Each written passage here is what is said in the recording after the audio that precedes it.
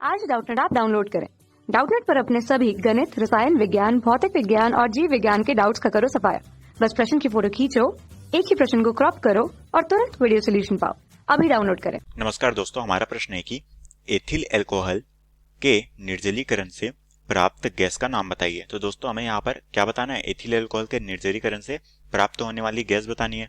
तो दोस्तों हमें यहाँ पर क्या करना है, जल के अणु को इस एथिल अल्कोहल से बाहर निकालना है और उसके पश्चात हमें जो उत्पाद प्राप्त होगा उस पर से बतानी है कि कौन सी हमारी गैस यहाँ पर प्राप्त हो रही है। तो सबसे पहले दोस्तों यहाँ पर हमें क्या दिया गया है, यहाँ पर हमें एथिल अल्कोहल दिया गया है। तो दोस्तों हम जानते हैं कि एथिल अल्कोहल क्या होता है, इसे हम एथेनॉल के तौर पे भी जानते हैं, जो कि इसका सूत्र होता है दोस्तों हमारा C2H5OH। ठीक है, तो ये हो गया दोस्तों हमारा एथिल अल्कोहल।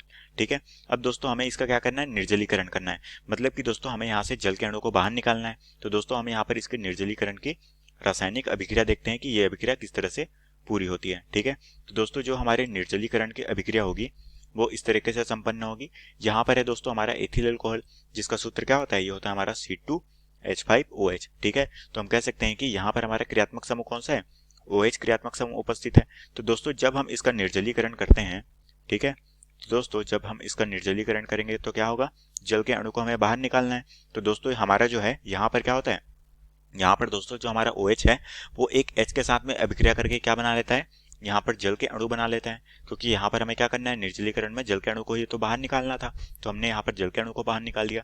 उसी तरह से दोस्तों यहाँ पर हमारा जो अभिष्ट उत्पाद प्राप्त होता है वो होता है हमारा C2H4।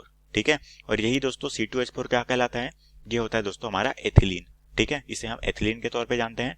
तो दोस्तों ये जो हमारा C2H5 होता है ये हमारा कौन से अवस्था में होता है, ये हमारा द्रव अवस्था में होता है। उसी तरीके से दोस्तों ये जो हमें प्राप्त हुआ है, ये जो हमारा C2H4 है, ये हमें कौन सी अवस्था में प्राप्त हुआ है, ये दोस्तों हमें गैसीय अवस्था में प्राप्त हुआ है। ठीक है, तो हम कह सकते हैं कि ये हमारा C2H5 गैस है और ये दोस्तों हमारा जो H2O है ये हमें द्रव अवस्था में प्राप्त हुआ है। तो दोस्तों इस तरह से हमारी अभिक्रिया पूरी होती है, जहां पर हमें अभिष्ट उत्पाद के तौर पे C2H4 और साथ में यहाँ पर जल के अणु प्राप्त हो रहा है। तो दोस्तों ये हो गया हमारा जल और ये हमारा हो गया इसके ये दोस्तों C2H4, ये हमारा क्या होता है, ये होता है दोस्तों हमारा एथिलीन। तो ये हो गया हमारा एथिलीन, इसे हम एथिलीन के तौर पे जानते हैं। ठीक है, तो ये हो गई दोस्तों हमारी एथिलीन की संरचना, जो कि हमें गैसीय अवस्था में प्राप्त हुई है, और ये हो गई हमारी जल। ठीक है, तो अब दोस्तों हम यहाँ पर इसके आवेशों की चर्चा कर लेते हैं कि इसमें परमाणु एक दूसरे से किस तरह से जुड़े हुए हैं। ठीक है, तो दोस्तों यहाँ पर हमारे पास है C2H5OH, जिसका हम क्या कर रहे हैं, जिसका हम निर्जलीकरण कर रहे हैं। तो C2H5 पे प्लस आयन और OH पे हमारा क्या होगा, माइनस आयन होगा।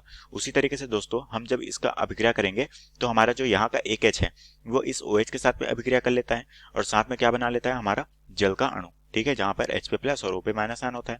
उसी तरह से दोस्तों यहाँ पर एक H के परमाणु निकल जाने से यहाँ पर H की संख्या कितनी हो गई, वो हो गई 4।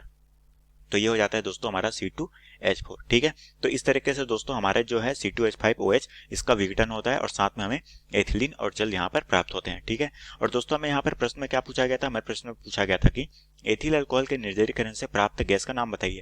तो दोस्तों हमें यहाँ पर गैस का नाम बताना है। तो हम देख पा रहे हैं दोस्तों यहाँ पर हमें गैसीय रूप में कौन सी प्राप्त हो रही है, यहाँ पर दोस्तों हमें जो गैसीय अवस्था में प्राप्त हो रही है वो है एथिलीन। ठीक है, तो हम कह सकते हैं कि हमारे प्रश्न का उत्तर क्या हो जाएगा, वो हो जाएगा एथिलीन, क्योंकि हमें यहाँ पर एथिलीन जो है वो गैसीय अवस्था में यहाँ पर इस अभिक्रिया के दौरान में प्राप्त हो रहे हैं। ठीक है, तो दोस्तों हमारा जो एथिलीन है ये इस प्रश्न का सही उत्तर हो जाएगा, जो कि हमें प्रश्न में पूछा गया था। तो आशा करता हूँ दोस्तों आपको ये प्रश्न समझ आया होगा। धन्यवाद। कक्षा 6 से 12वीं से लेकर नीट, IIT, JEE वो एडवांस के लेवल तक 1 करोड़ से ज्यादा छात्रों का भरोसा। आज ही डाउनलोड करें डाउटनेट ऐप या व्हाट्सएप करें अपने सारे डाउट्स 8400 400 400 पर।